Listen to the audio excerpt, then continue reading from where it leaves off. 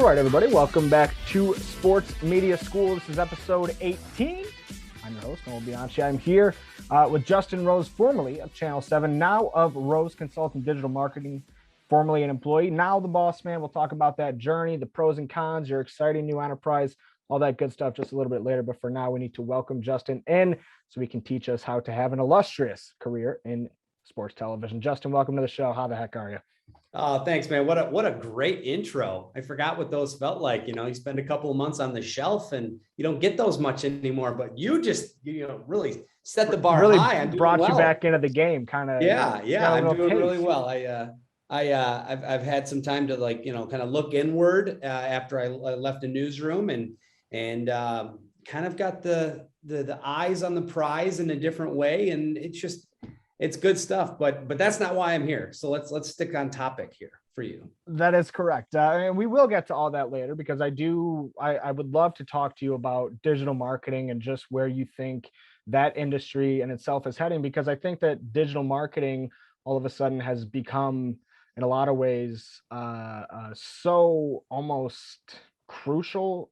It is crucial to building up a social media following. There's so many like little one-off blogs or websites and things like that. Everybody can do a podcast nowadays. Look at me, I'm doing it.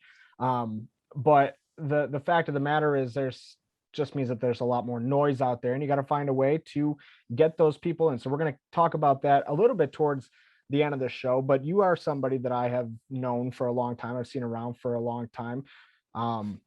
Can you give the uninitiated some sort of lowdown on yourself, where you've been, where you are now, all that good stuff? Yeah. So I'm fortunate. When I got into broadcasting as a high schooler, quite honestly, I grew up in St. Clair, Michigan, and we had a local cable channel. Kids these days don't know what that means, but think of it as the online bazaar where they had scrolling just slates of like bake sale this Saturday at the church. And then the next slide was, very low budget. It was one channel below the TV guide. Yes. So it was basically just like, it was basically the TV guide for your hometown, but we aired varsity games. And I asked somebody, I was on JV, and I said, hey, that looks like fun. Like, can I do that? And they were like, yeah, like, sure, we'll give you $20. I'm like, $20? This is amazing. You're going to pay me to call this game? Like, this is great. So I did that. And then I went to Michigan State, studied broadcast journalism there. And then from there, I went to Fox Sports Detroit, did production assistant work for a couple of years. Then I went down to West Virginia, Clarksburg, West Virginia. Find it on the map. You know how isolated I was for a couple of years. But I learned a lot. I kind of throw myself into the fire down there and got a lot of great experience. And that led me to Lansing, which led me to Pittsburgh, which led me to Detroit. So over about a 15-year period, I moved around a lot. I didn't get attached to a whole lot of different things and areas and places and people. But that led me to my hometown, and for the up until September, 7 years covering my hometown teams: Michigan State, Red Wings, Pistons, Tigers, Lions, and everything in between. So it was a lot of fun. I don't think that I'm going to be out of the media game forever. I'm currently calling color analyst for Eastern Michigan men's basketball.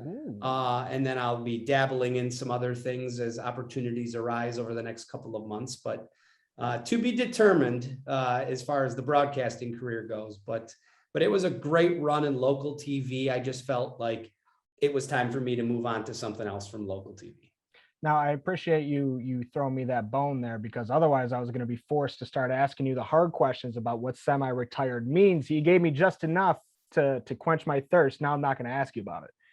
That's right. That's what you gave me the prep before we started this. And I remembered that. That's important. Remember, kids, listening in interviews is the most important asset you have, because if you're interviewing somebody and they tell you about the time they killed somebody and you just ask the next question, then you're missing the story here, right? So he asked me earlier, I remembered it, and there we go. Absolutely. Listening is very important. Justin just said that he once killed somebody. Now, when you look back at your college days and things like that, let's take it a step back here. What were the most valuable actions that you took to set yourself up for life post college? Because you just told us you had this itch in high school, and I'm always curious to, one of the questions that I usually ask, you ended up answering it for me, is when did you know that what you wanted to work in sports media, and when did you take that first step to working in sports media? Because I think they're two very different things. Obviously, you did a little two bird, one stone action.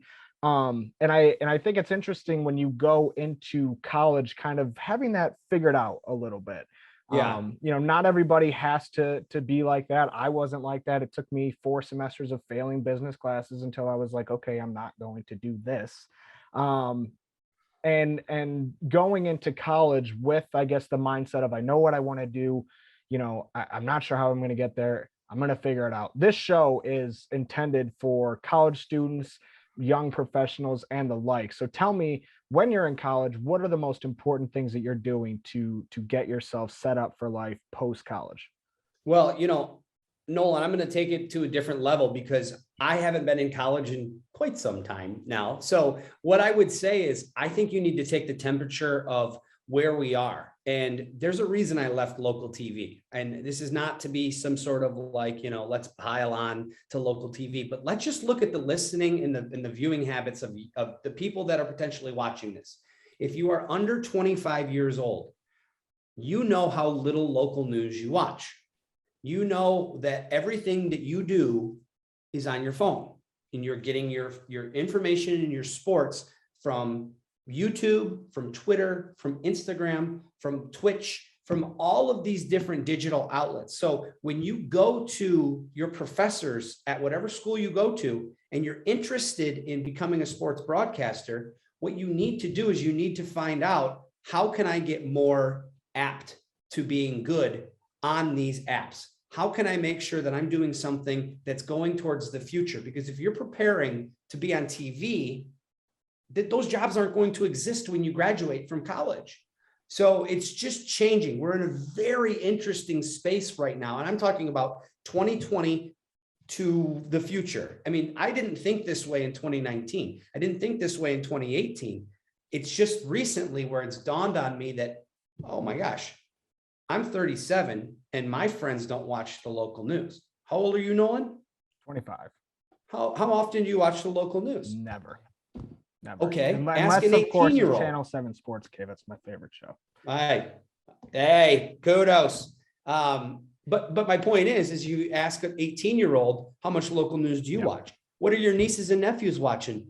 YouTube. It's not anything on the conventional TV. So if we're going to say, well, they'll come around, it's like, well, wait a minute. We've never been in this place before, because you and I did, you grew up on more technology than I did, and we've got a 12-year difference. So think of 12 more years from now. You don't think that there's going to be a massive gap from today to 12 years from now?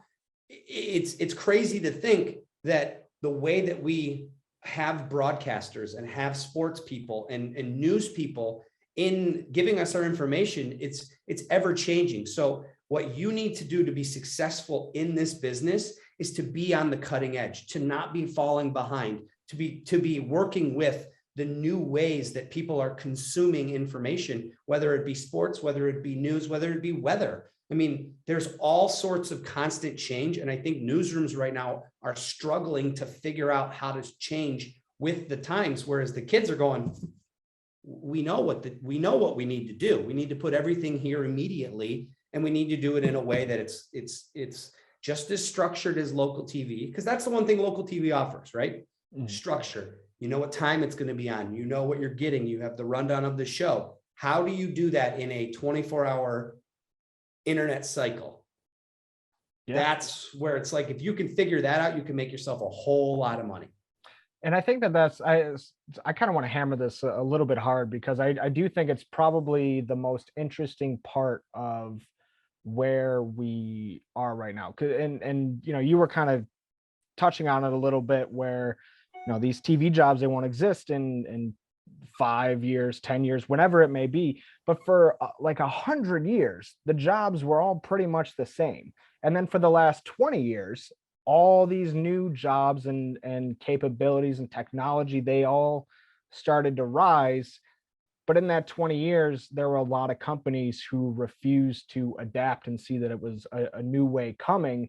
And now there's a lot of people trying to play catch up. And I think that that's why there's so much garbage. Like I'm very against like the content farm type of setup and stuff like that. Like I just think it's gross a little bit. And like Yeah. everybody has to cut their teeth somewhere and stuff like that. And I don't want to talk down on anybody who gets a free writing position doing something, trying to get clips out there, because the fact of the matter is you're going to have to do some work, whether it be by yourself or for somebody else that might be a little bit underpaid, might even be free. I know that's a controversial thing to say sometimes, but Well, let me just butt in here. If you want to get into these fun jobs, I mean, look, I had a fun job. I had a great job, right? But that doesn't mean that my internship that took me to LA didn't cost me a lot of money out of my pocket. That doesn't mean that my unpaid internships, the 4 of them that I didn't cost me time and energy. And let's not forget that my first job out of college at West Virginia was $10 an hour at 20 hours a week. Do the math. Like you give up a lot to get into this business, and you have to know that and be cool with that before you even take the next step.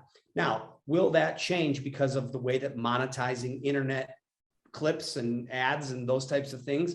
Will that change?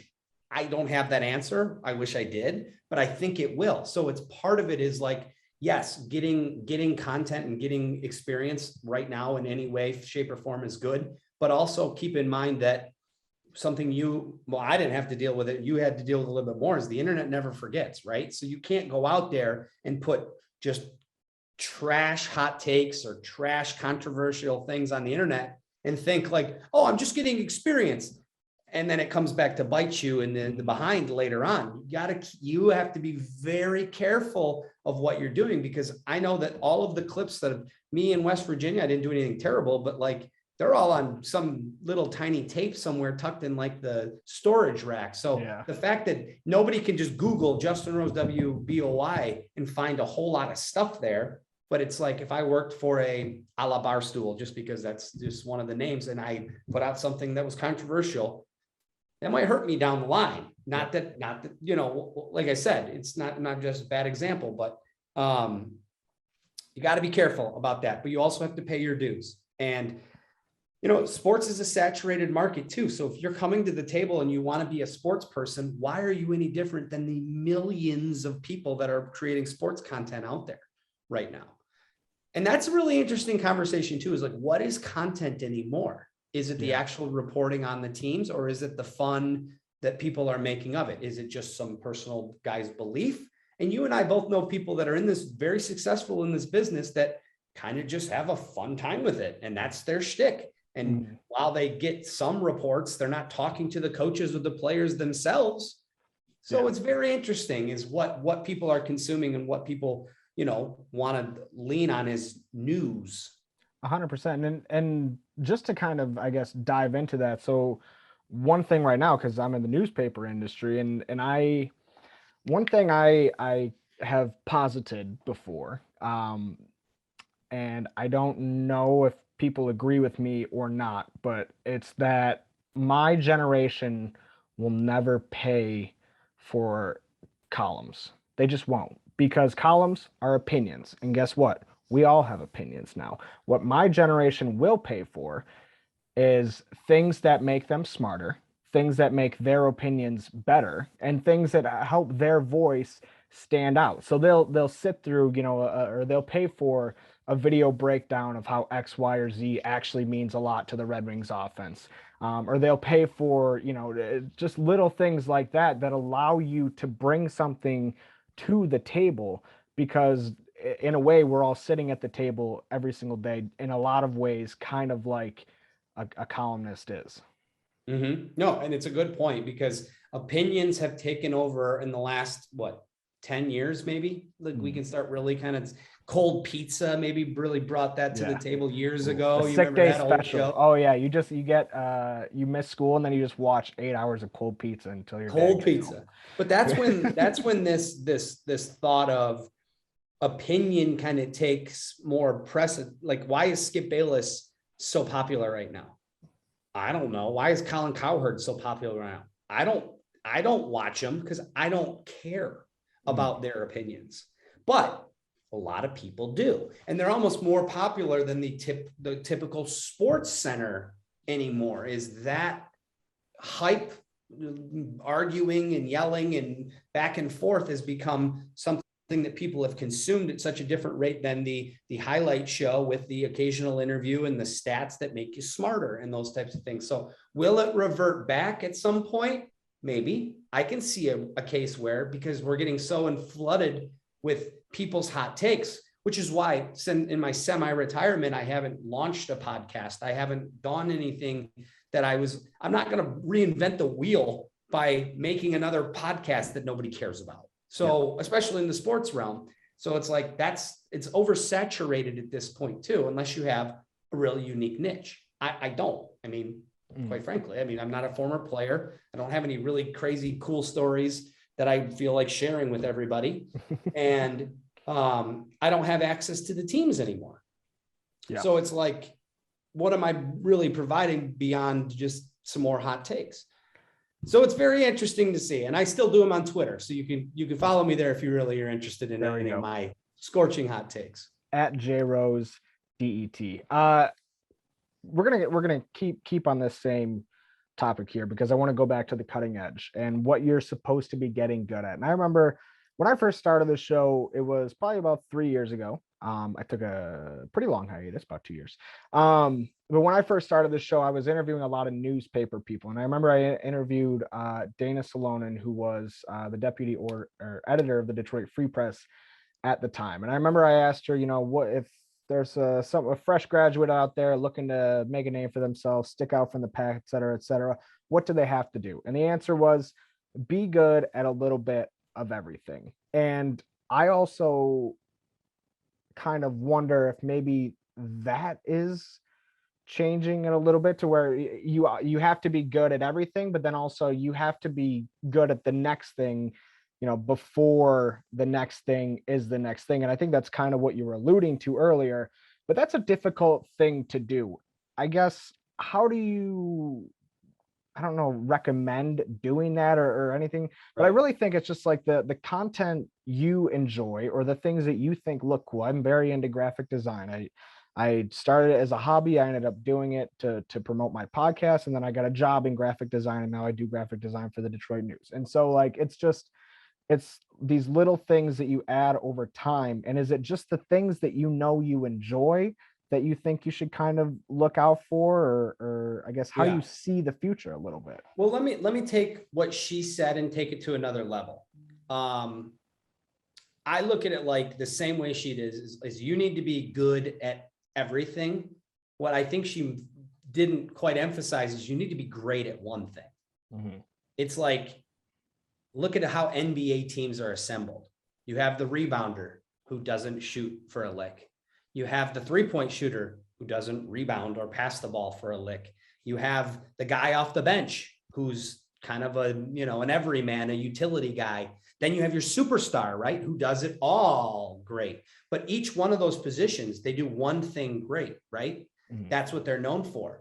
So you kind of have to have that mentality when you come into any business and in any field. Whereas I like to shoot, I like to edit, I like to write, I like to put it all together. I like to use my voice to help. I like to do on-camera work. And what would be the best thing that I think I did over a 15-year TV career? I think my presentation skills. But now that I'm transferring into a realm where my presentation skills aren't me on camera anymore, I'm so glad that I'm really good at editing, and I'm really good at shooting, and I'm really good at writing, and I'm really good at conceptualizing things in my head of how stories need to be told when I'm there. So to that point where it's like, I wouldn't have said for 15 years, oh, my shooting editing is my best part. Now I'm saying it's my greatness, right? So it can change, but that's why I think it's important, because to what you just said is, how do you evolve, right? Sometimes you're forced to evolve. I was in a position where I said, I don't want to do this anymore. I forced myself to evolve. And I said, well, what am I good at? This, and this. Okay, let's go make a business and start doing this, and this. Now I'm growing, and every day I go out with my camera and I do a new story or I do a new thing. I come home and I'm just like, okay, next time I know I need to do this better. I know I need. So it's like I'm gradually evolving into the next thing, and I'm paying attention to the trends. You know, my wife brought up a really good point the other day when she was talking about fonts and what are a lot of people looking at in fonts. Would you have ever thought that I was going to have a conversation with my wife about what font I was working with? Like that, but that was such a big learning moment, because it's like, oh my gosh, if I'm not paying attention to the fonts that people are interested in right now, and I'm going to throw out some, Times New Roman font, it's going to look old and it's good. Yeah, I know. You newspaper people, you take that to heart. But it's true. And that's where it's like, always work on your craft, and it's everything. It's all encompassing. It's never just one thing. Like today, I'm going to get better at shooting stand-ups. It's like, well, if you're out there and a car accident happens and you're shooting during it, you don't capture the car. You failed in the aspect of not capturing what's going on around you. And that's a big skill you need to have in the news business. So it's definitely something where it's like, just kind of be a sponge every day for everything. And it never stops. It'll never stop for you. I'm 37 and I'm almost more of a sponge today than I was 2 years ago.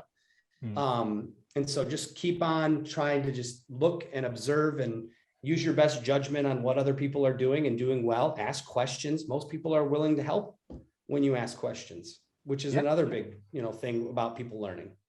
I would liken it to like a tool belt, right? Like you have all these tools. You have the one that's like super easily accessible, your bread and butter, your sword, maybe. It kind of, that kind of ties into your MBA thing, but just having those things and having them be accessible, knowing that you can pull them out if somebody asks if you have a knife, then you can say yes, or if you have a shovel or whatever it may be. I would love to talk about your presentation and your interviewing, because I think you do a very, very good job at it. You're a very good communicator, and there's a bit more of an art form to it than I think people realize, especially in the sense of what you were doing compared to a traditional journalist when they're maybe just sitting back there shouting out questions. And I obviously know that you did that too, but I remember a lot of times, and this is just a funny little personal thing that I recognized when I was all very young and nervous in the Lions locker room. But I remember covering those Matt Patricia teams and then seeing you have to do like the first interview with a guy like on camera. And I just, every single time it'd be like, I do not envy that guy. But if you had an interviewing ethos, what would it be? Do you have one when you're writing a question or you're writing a series of questions? Is there any way that you can oversimplify your goal in a way that might be still a little bit, reveal something interesting that a lot of people might not know? Yeah, I'll reveal something interesting. I don't write questions. I think it's I'm not knocking people who do. Organizing your thoughts is different for everybody. Your process is different for everybody. So I would definitely caution by what I'm about to say by saying, if you feel like you need to write questions down, then 150% do it. That's your process, and that's what's going to make you most comfortable. Because my second point is, I'm just comfortable. Like, I'm just comfortable with who I am, and I always enter interviews going, I know that I don't know more than the person that I'm going to talk to. So why would I come off as questions that irk me are always ones that start with talk about. Never use talk about. And the second one is questions that almost set the guy up or gal up for an answer. Yeah. Like, Nolan, I noticed that in 37 games last year, you averaged 2.1 points per contest. And on the games that you didn't average any points, I'm bored. I don't want to listen to you talk about whatever it is you're trying to lead me to say. So stay away from that as well. And just be in the moment. I think that one of the best interviewers to prep me for becoming a better interviewer was Fred McLeod, former Cavaliers broadcaster, unfortunately passed away couple of years ago of a heart attack. He was my mentor from high school. And he was always harping on me to talk about emotional things. And there's always going to be a guy that wants to talk about the numbers, right? The geek.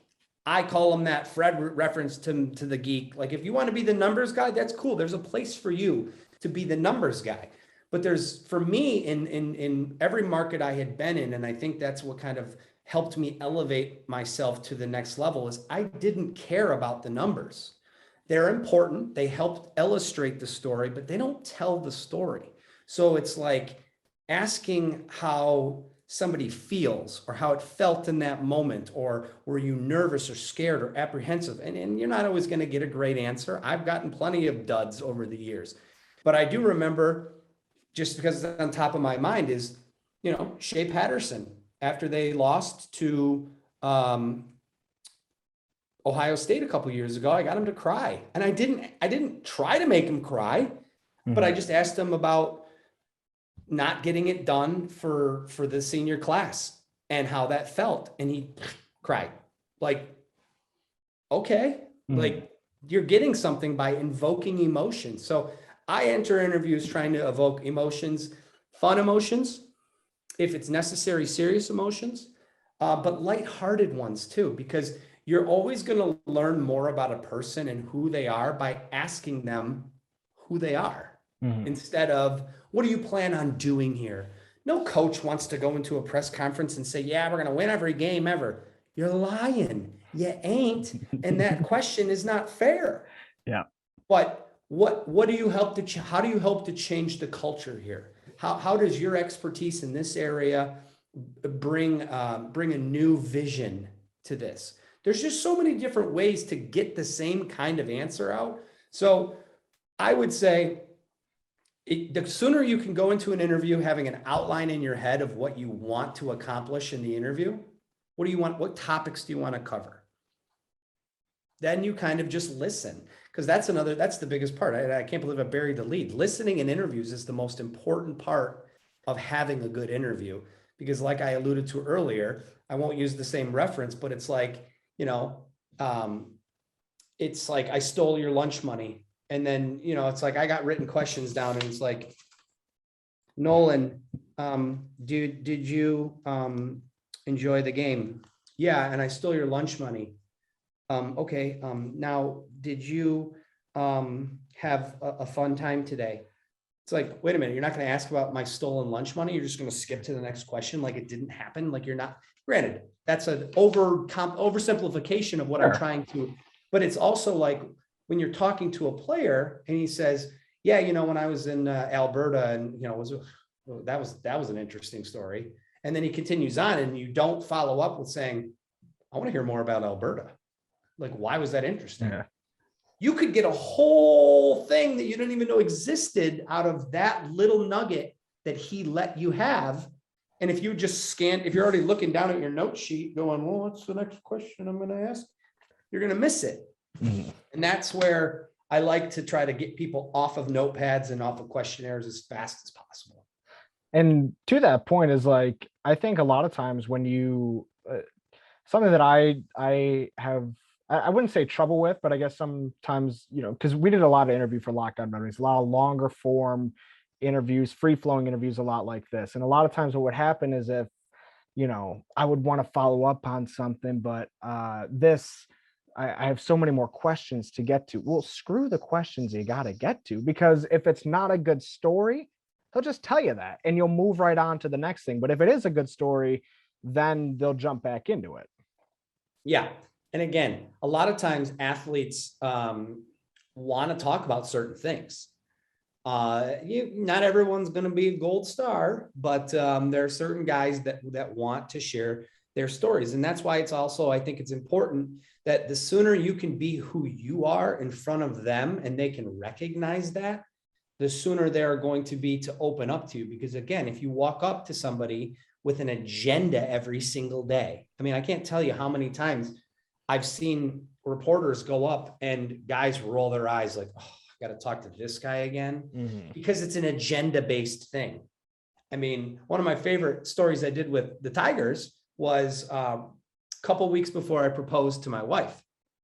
Now, I had been in the clubhouse for a couple of years, got to know some of these guys, not doing camera interviews, just going up and looking at something in their locker and being like, that's a cool toy, or that's an interesting thing, or I have a, whatever it may be, but off camera conversations with athletes, off unscripted, off the record, they're so important. They're so important because then when you do go to a guy and you need something and no one wants to talk about it, you already be like, hey man, like, I'm not going to like try to bury you on this, but I got to have a quote. Something bad happened. I need a quote. Like, Yeah. Because you've interacted with that person, that it's not an agenda quote. Mm-hmm. And that's what butters the relationship up enough. I mean, I'm still friends. Josh Harrison was like a rookie in the Pittsburgh clubhouse in 2012. Josh Harrison plays for the Oakland A's. He was at one of the last Tigers games this year that I went to. He saw me, came over and gave me a big hug because he was just the guy that I met, and we had become friends for his whole career, my whole career. It's crazy, but it's like, not like we're like buddies texting. It's just, you just make those relationships. Anyways, back to that story is I was able to go up to a couple guys and have them give me advice on proposing. And it became a fun little shtick, because, they were just like saying what they did. And James McCann was like, oh yeah, I totally like freaked out and this and that. And like, it was just funny to get their rendition. So it's like applying something happening in your personal life, having an athlete explain their experience becomes a fun thing that's memorable and different than just the Tigers won or lost the game.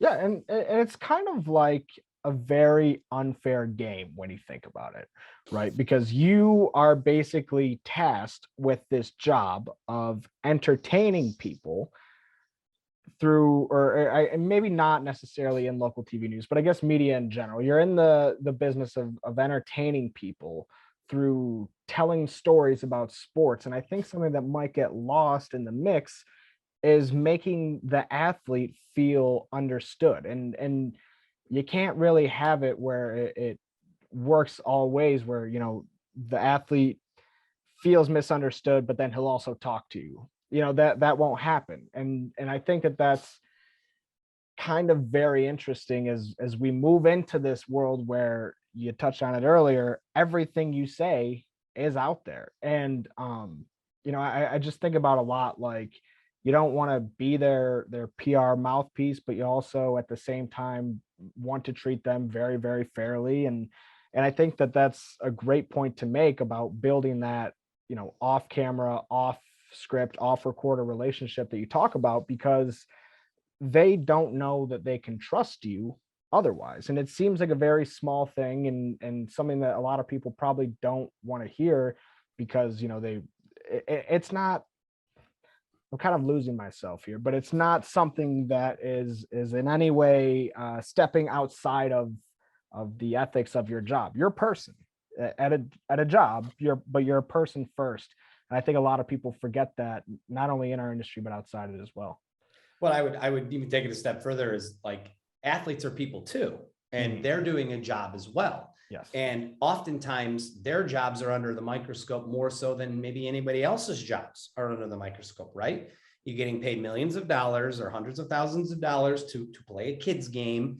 And if you're not doing it at high level and your team is losing because of that, the pressure mounts on you. So that part of it is part of it too. And look, covering sports in Detroit for the last 7 years, we haven't seen a whole lot of winners around here. So that was a good experience as far as like from a reporter's aspect, is I felt like I came to the table with a ton of great ideas and a ton of things to talk about with these guys. Because if you just accept what it is and you stop trying to drill, and I mean, there were so many reporters that will remain nameless over the years that just kept on harping on the same thing week in and week out. And it's like, guys, they're never going to give you what you're asking for, because you keep asking the same question and they've already told you they don't want to answer it without telling you they don't want to answer it. But here you are asking them the same question again. Mm-hmm.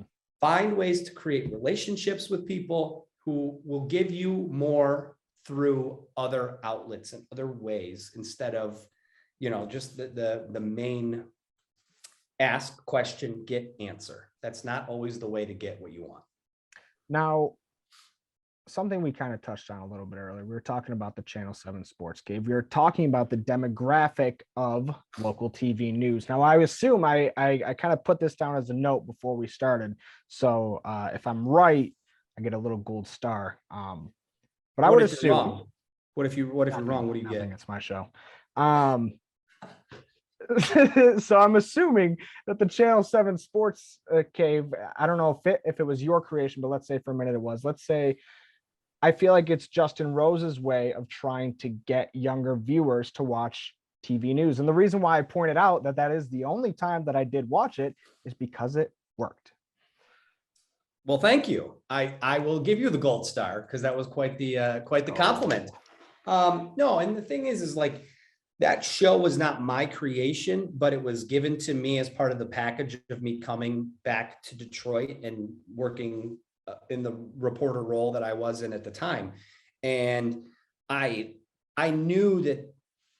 So going back to like learning and growing, right? I knew that if I wanted to make the leap to a network level stuff, I needed to be able to have an unscripted show where I could talk feelings about sports in a way that was not only informational, but it was personal and fun, bantery, where we stuck to a rundown where I could keep a clock in my head of what was going. I mean, I feel like I'm ready for that next step now. And I don't think I would have been able to say that in 2014 when I didn't have that experience. So experience was really necessary, but I made that show my own. I was my own producer for a lot of that show. The ideas that I wanted to do with it, the skits and the shticks, like they were all kind of up here. So it was something I tried to keep young and fresh, and integrating Twitter and taking Twitter questions live in the show was something that, I mean, it's crazy to think about now. Like, what? That doesn't sound, but in like 2016, No, yeah. 2016, when you're popping up an iPad on live on the air, whoa, what's this? This is technology. Like, Yeah. wow. So it's crazy because that's what I felt like would get people to engage in the show on a daily basis and a daily way. And, I had a great time with that show. I mean, I miss that probably more than anything. I'll be honest. That's probably the one thing that, like, when that was taken away due to COVID, that was the hardest pill to maybe swallow, because that was my baby. That was the reason I kind of went to work all week, is to get to that show on Sundays. Yeah. So, but yeah, I mean, that was that, and that type of show I still think has like portions of it, like ideals of it are kind of what I wish I could do if I did go to the YouTube verse, like Pat McAfee. He's already got the market's cornered because Pat's got such a great sports cave type show with his name and his team and his recognition and the guests that he can get. I mean, it's perfect. It's perfect for that YouTube world. No, 100% is. And I guess one thing I'm curious to know is what were ideas that you looked for? And I think it's all, you hear the saying a lot. It's kind of a cliche at this point, but if you're having fun, they're having fun. It was very clear that you guys were having fun. And I'm curious to know, like, what ways or what effort you look to work that in, how you received feedback as well, on do the listener or do the watchers, the viewers, sorry, pardon my incoherent English.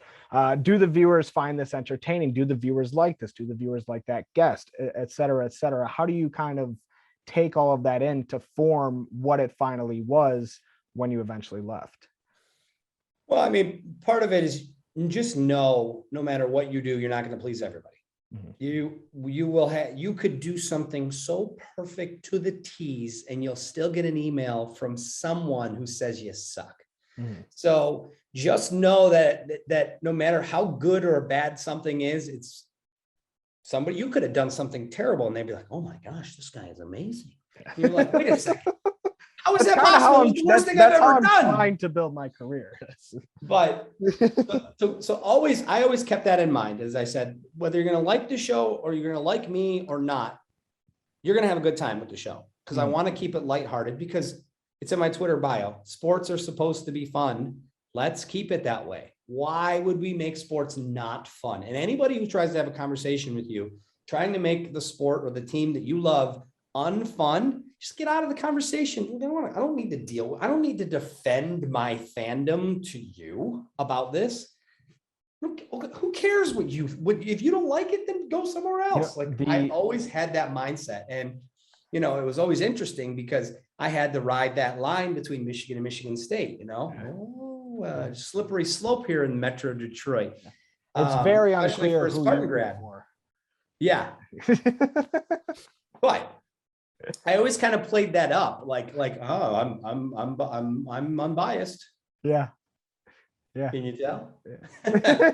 But and it was fun. And I made a lot of friends over at the University of Michigan and Michigan State and all those, things. But I think to answer your question about the show is, yes, it was very much like, if I'm having a good time with this and we're laughing and it's not serious. I've been on some shows where they're just too serious. And it's just like question, answer, question, answer, question, answer. And it's like, where's the discussion? Yeah. Where's the dialogue? Where's the poking fun at somebody's shoes or socks or shirt or hair?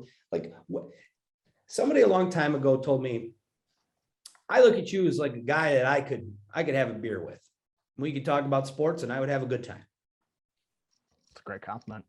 And I kind of thought about that. I'm like, I kind of want to be that guy to everybody. Yeah. I kind of want to have that persona and it's me. Like, you've watched the show. I mean, am I any different in this interview than I am on the Sports Cave? Not at all. So, a little more handsome today. But wow. You'll have to go and watch the YouTube version, plug the YouTube. That's true. But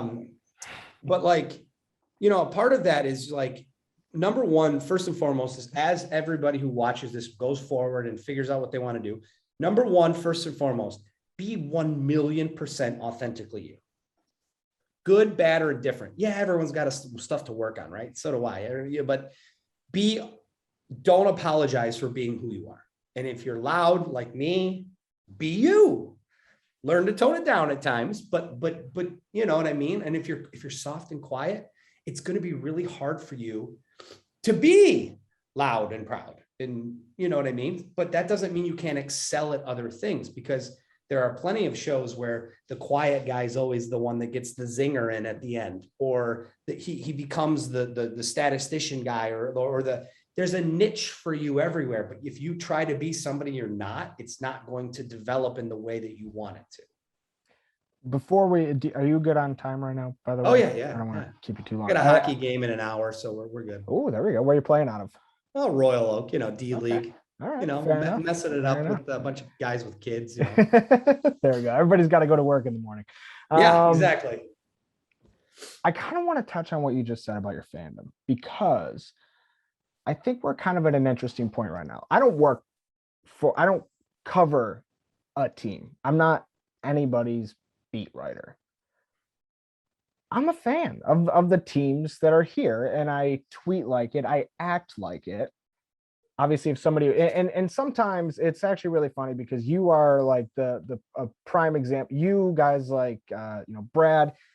I'm like, the newscasters are fans. Why can't I? And I get it. Might be a little bit of an industry thing, but I think as a whole, people care less and less about who their journalists root for. Do you get the sense that that's might be the case, or do you think it's okay to be a fan?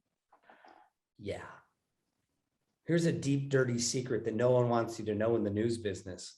I've been trying to get somebody to admit this for a long time. You're biased. Yeah. Everybody's biased. Yeah. And even if you didn't grow up rooting for that team, your life is better when that team wins. Your job is easier. That's where that was a big crutch that I used to use a long time is, I don't care if Michigan wins a national title. It's better for me, right? Yeah. Hey, turn around. But I will say, you can't hate the teams that you cover, and you can, but it won't really get you anywhere. Mm-hmm. Well, it won't get you anywhere with the access or with the team people that you need to deal with. And it's not really going to help you with the fan base, because if the fan base knows you kind of want them to lose every game, they're not going to read your stuff or watch your stuff. So that's where it goes back to just be real about it. What's going on? Is the team any good? I mean, I remember very, very, very vividly, Michigan State basketball lost to Duke in the Champions Classic a couple of years ago. And I remember tweeting out some early November night, rebuilding year for Michigan State. Just get to the tournament. I don't see anything happening with this team. They went to the Final Four. So I remember that was my fandom being like, this team stinks. Izzo stinks. This is the worst. Stinks.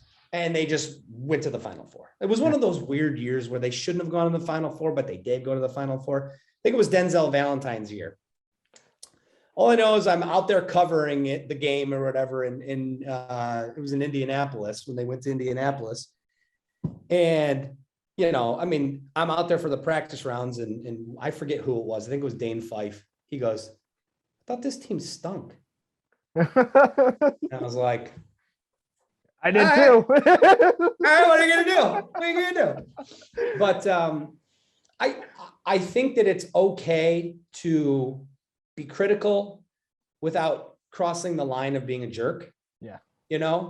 And I think you do that forever and be respectful. I mean, I remember my first time covering people in Ann Arbor. I mean, it was cold. It was cold for a Spartan in there. I mean, I remember very vividly, like getting introduced to Jim Harbaugh. And he's like, Spartan, huh? All right. It's a good impression. Oh, thanks.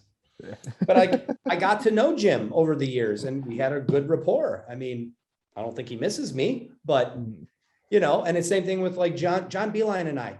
We're boys.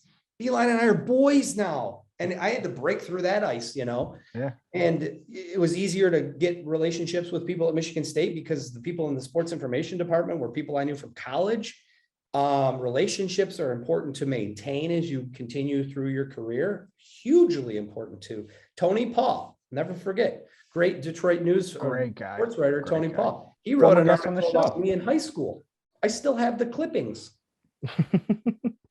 We go golfing together now. Cool. We play poker. He wrote the story on me leaving Channel 7. It's crazy how the relationships you make in this business, they'll stay with you for a long time. And now I have relationships with Mel Tucker and all the new coaches and Jeff Blashill. I broke the news that Steve Eiserman was going to the press conference that day when I saw him in the gym that morning. It's wild. It's a fun ride. If you're getting into it, and just buckle up and just take every moment in, because one day you'll be old and semi-retired like me and you'll look back and you kind of smile. I mean, this was a great conversation. I appreciate you for having me on because, it does feel good to look back and know that I had a lot of good times, a lot of great people, a lot of good storytelling. And it was just a lot of fun. I mean, it's just fun. Yeah. It is a fun business to be in. It's work like anything else. I think you quickly realize that that's not something that takes long to sit in. Is okay, this is work. I do have to be here till 2:30 in the morning. I got to get home here, and then I got to make a 2-hour drive to Ann Arbor, and it's all of that. But then the drive home is when it always hits me, and I'm just I'll be driving, I'll get the tweet from the story I did, and I'll just be like, man, that's pretty cool. It's a cool feeling. Now, real quick, because I do want to ask you about Rose Consulting. What is the biggest problem with today's digital marketing that you're trying to fix? And it might be a big question, but I would imagine that there are a lot of things out there that you see that you think, maybe we should do better this, or maybe these types of ads should be like this, or what is it that you're trying to say? Well, part of it's quality. I think that the quality of a lot of this is because everybody is a filmmaker in their own right with their cell phones, is that people think that, I can take a couple of videos and I can edit them together and I can make an Instagram story of my day. And that's digital marketing. Yeah. You're correct. It is digital marketing, but it is amateur at best. And I think that's got the Canva watermark on it and everything. Well, it's just anybody could do it. Yeah. And I think that, I hope that our society doesn't morph into, well, it's video, so it counts. But what I also think my real niche to this whole thing is, and I'm still learning every day. Like I said, I mean, I still have a fraction of an idea of where this is going to go and whatnot. But I think at the end of the day, the way we consume anything digitally right now is because of the stories. So why doesn't a business have a story? Every business has a story. Every business owner started out where I'm at right now going, oh, I'm excited, but I don't know if this is going to work. I certainly hope it does. Well, maybe it won't. And then there'll be great months, and then there'll be bad months, and then there'll be highs, and then there'll be lows. And it's like them building up and telling that story, because when you go on your Instagram account, I'm speaking to everybody here. When you go on your Instagram, your Twitter, your Facebook, and an ad comes by and you actually watch it, which doesn't always happen, but when you do, and you resonate and you create a relationship with that person through what they're telling you, you identify with that struggle, you identify with that thought process, you identify with something that they're saying and talking about, I guarantee you the next time you need that product or that service, you're going to remember that person. So it's not like my videos that I'm creating are meant to make you buy, like smash the button right then and there. My idea is to plant the seed of, you're more apt to buy from somebody you know, right? Mm. Your buddy's a car dealer. You're probably going to go to your buddy and say, hey, I need to get a car. Why? Because it helps him, his bottom line. He might be able to get you a good deal on the car that you're looking for. And anybody else out there is just a sales guy. Yeah. So you're going to go to your buddy. My thought process with these videos is, if I can create even that 2-second connection with somebody who's watching and seeing this on the screen, and then they realize a week, a month, a year later that they need that product or service, they're going to go, I really enjoyed what that guy had to say about, because you type in Google, whatever it is you're looking for, if that ad doesn't pop up, which it will, because it'll be on YouTube now, people are going to see it. And so that's kind of my whole thing with my particular attack to digital marketing in this day and age. That fits kind of right into one of the, so I used to sling AT&T door to door. Hey. And I remember, like, one of the main principles of sales in general is 5-minute friends. And I feel like that's kind of a similar type of philosophy that you kind of have with these videos, because that's a great point. Like, when there's so, and it kind of goes out to what we were talking about earlier, but there's so many voices out there. How are you going to make your voice stand out? Well, being consistent is a good way, being friendly is, like, there's just so many different ways to do it. And when people, again, it goes back to trust and, oh, I saw this ad, rather than, just Googling something. I don't know if I'm at the mercy of Google, but I do know that I saw this good ad on Instagram that I trust, and I saw some qualities of it. And chances are you're probably not going to see another video like that through all of those other websites that you're going to be clicking on. Like, if let's say it's a sweater that you get on your Instagram ad, you're not going to see the video of the dude trying it on, going like this, stretching out the fabric, when you just Google something and try and click around in Nordstrom's trying to find what you're looking for. Right. And it's such a I think it's so untapped. That's another part of the intrigue and interest for me getting into this business, whether it becomes the full-time thing I do forever, or if I get back into broadcasting, this is still going to be something I'm going to pay attention to, simply because we're just scratching the surface of the internet in totality. Mm-hmm. Of we're watching how kids are consuming on the internet and YouTube all day long. I mean, if you have a niece or a nephew or a kid under 10 years old, you know exactly what I'm talking about. I can't wrap my 37-year-old brain around why someone would want to watch other kids open up toys on YouTube. But here we are in 2021, where that is millions and millions and millions of views. And these parents or these kids that are opening up are making millions and millions and millions of dollars. I don't understand it. Never will. But it's like, to that point, it's like, if I can get your business and tell your story in a way that's memorable, genuine. People want genuine stuff now. We've been fed lies from politicians and all sorts of, it's all fake, right? Well, if a business can be honest with me and tell me, hey, I struggled to get to where I am today, and I'm so grateful for all those triumphs and troubles because here I am. I identify with that. I like that. I will buy your product. I will buy your service. I will work with people that I genuinely identify with. Now, that could go the other way. Maybe you're somebody who likes screaming and loud and yelling and, hey, come to my shop, come to my shop. And you're like, yeah, I like that because he's high energy and I need that. Like, I'm going. Again, you're not going to please everybody. You can't. It's impossible to please everybody. So I always go to these people when they say for consultations, and I'm like, well, what's your story and how do you want to tell it?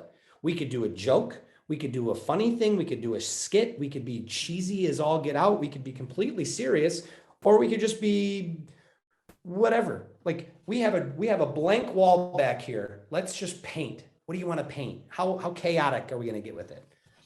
And I have yet to have somebody tell me, let's go completely nuts, but they're out there, they're coming. Yeah. So soon. It'll be fun. It'll be fun. And it's, I look at it this way too. I took all the skills and the things that I had learned in the broadcast, and it's almost the same stuff. The only thing I don't have to do is wear a shirt and a tie, and I don't have to talk into a microphone on camera. You know what? I've been doing it for a long time. I'm kind of okay not having to do my hair every day. It's nice. I did it for you though. Thank you. I do appreciate that. I like how you got the Emmy in the background too. A little bit of a flex, adds a little bit of credibility to the show. I definitely appreciate that. The other three are in their boxes in the basement. Oh man, I like that. So when these people come to you, I guess, do they understand why their story isn't resonating with people? Does it? Well, I don't think they've ever looked at it that way before. And I think that's another part of the intrigue of when I'm telling how I'm doing my digital marketing, as opposed to, I don't want to come in and shoot little like things on my cell phone and just kind of be like, oh, I'll package these together and you owe me, this amount of money. It's very much so that people can build a community and get people to know who they are and want to be a part of that community and enjoy the success of their business or their brand or whatever it is they're doing. Because I think that, for example, I'm in talks right now with doing something with a parochial school. Did I ever think I'd be doing digital marketing for a parochial school? No. But in sitting in that room with all those people throwing out ideas and talking about how we could make this particular school grow in numbers, showcase to families in the area what services they have to offer, getting first renditions of this coming here changed my trajectory of my life, of my athletic career, of my mathematician skills, whatever, my band life, whatever it is. You take those stories and you tell them, because there's probably, and again, I told them, I go, this isn't going to appeal to everybody. That this isn't going to be like, everyone's going to watch this through, but those families that are really looking for a different option from public school are going to be so interested in this, and they're going to really take a hard look. So those families on the fence, those are the people that you're targeting anyways, right? Yeah. Why not give them some visual things? Because if I wrote a 6-page column or a 6-paragraph column on Johnny, who was the star football player at a small parochial school, you'd read maybe a sentence and then you move on, because no one reads anymore. I'm sorry you write for a newspaper, but that's part of the point of digital marketing is, why can't you take that story and put it in a video format? Because people are on their phones and they're going to be watching videos way more than they're going to be reading articles. I'm still old school. I like to read The Athletic. I'll still go there, but I also, sometimes I hit up the guys at The Athletic and go, tell that story in video. Do it in video. And they're like, what? And I'm like, all right, well, you know what? Okay. But that's my point. People are addicted to video watching on your phone, whether you get it through social media, YouTube's, news channels, whatever it is. You're watching the videos on your phone. So my whole approach is, your business isn't creating video content, good quality video content that has a purpose, you're falling behind, because you just need it. Well, fair enough. Thank you so much, Justin Rose, for coming on the show. I got one last question. Usually, it's a bit of a personal question. I hope you're okay with me asking it. Usually, I'll close out these interviews by saying, if anybody out there wants to be Justin Rose, what do they gotta do? Give them your best piece of advice. But you gave a lot of great advice in this episode, and I've enjoyed this a lot. This has been very conversational, Yes, as compared it should to be. Any some of interview the should be. other ones. My question for you, do you think you'll be ever satisfied like staying in one like little industry corner? Because that's something that I not only think about myself, but I genuinely worry about, because I do literally a billion different things. And I guess it's because nobody's paying me to do one of them yet. But at any given time, I feel like, oh, this could be the one that I'm in. Like okay, maybe this, I did a little graphic design work, and now, I think I could do this full time, and it's like I constantly am having these new little flings, and then I'm learning Photoshop, and then I haven't been on Photoshop in 2 months. And then, it's like and I worry that like at some point I'm gonna have to just focus, and I don't know if I'm gonna be able to. And I worry about that, like over the course of like multiple years and things like that. It's a good point. It's something certainly to ponder a little bit. I don't know if I have a great answer for you off the top of my head, but I will say this is you have absolutely no idea what journey you're going to go on. Nobody does. I have no idea what's happening to me next. I don't. And I can look at my past to tell you that. When I got my first job offer for the West Virginia job, I was on a date getting ice cream with a girl. And I remember taking the phone call and coming back to the ice cream and being like, yeah, this ain't going to work out. I'm leaving. And then I was in West Virginia for 2.5 years, and I didn't know where I was going to go next. And I got a phone call from Lansing Station, and I really wanted to go to Pittsburgh, but the Pittsburgh job didn't work out. So I was all bummed, moved up to Lansing, worked for 4 months in Lansing. Lo and behold, Pittsburgh calls me and says, hey, we made a mistake. Why don't you come work with us?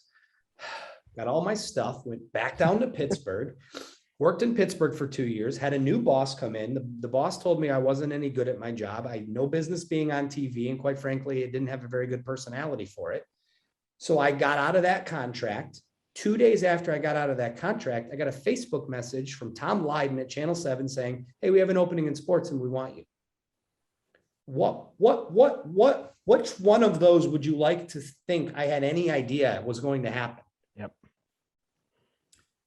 When did I think that I was ever going to self-remove myself from this career? When did that come to mind? The pandemic changed my thought process. It also made me look at what I was doing in a different way. I didn't plan that. And now I started my own business, right? And I have plans to make it successful and have it grow. And if ESPN or Bally's calls me tomorrow, I'm gone. Like I'm gone. So why make plans for any of it? Why not just be good at stuff every day? Wake up, have a goal. I'm going to get this done today. I'm going to learn how to do this. I'm going to get better at this. And the chips are going to fall where they may. And the opportunities, if you treat people with respect, you're nice, you're a hard worker, you care, it's all going to fall on the line for you. And you can't compare yourself to anybody else that's doing stuff around you, because everybody's journey is different. No one's journey is the same. Nothing happens for anybody the same way. That's my best piece of advice to answer that question is work hard, have a good head on your shoulders, try not to get jealous. It's easy to, but try to keep a level head and know that if you keep doing the work and keep putting in the time and the energy and the effort, everything's going to fall into place for you the way it should, which you have no control over. So good luck, everybody. Well, there we go. Justin Rose, thank you so much. Go follow him on Twitter at JRoseDET. You can go check out his new, what's the website for Rose Consulting? I haven't made it yet. We're gonna cut that. I'll make it later. All right. There's a lot going on, okay? No, trust me. We're not. Follow me on the socials. That's the way to do it. Yeah, follow him on the socials. You want to give out the Instagrams? You want? Yeah. Justin Rose TV on the Justin Instagram. Rose TV. All right. And then, yeah, that'll work. Those are the ones I care about the most. Twitter, Instagram, go follow him. Justin Rose, thank you so much for taking your time to join us today. Good luck with everything that you got going on in the future. Hope to talk to you again soon. Yeah, absolutely. Anytime. And good luck to everybody out there. If you have any questions for me, don't hesitate to reach out. I'll happy to get back to you with a DM or whatever. So good luck to everybody. And we'll talk soon.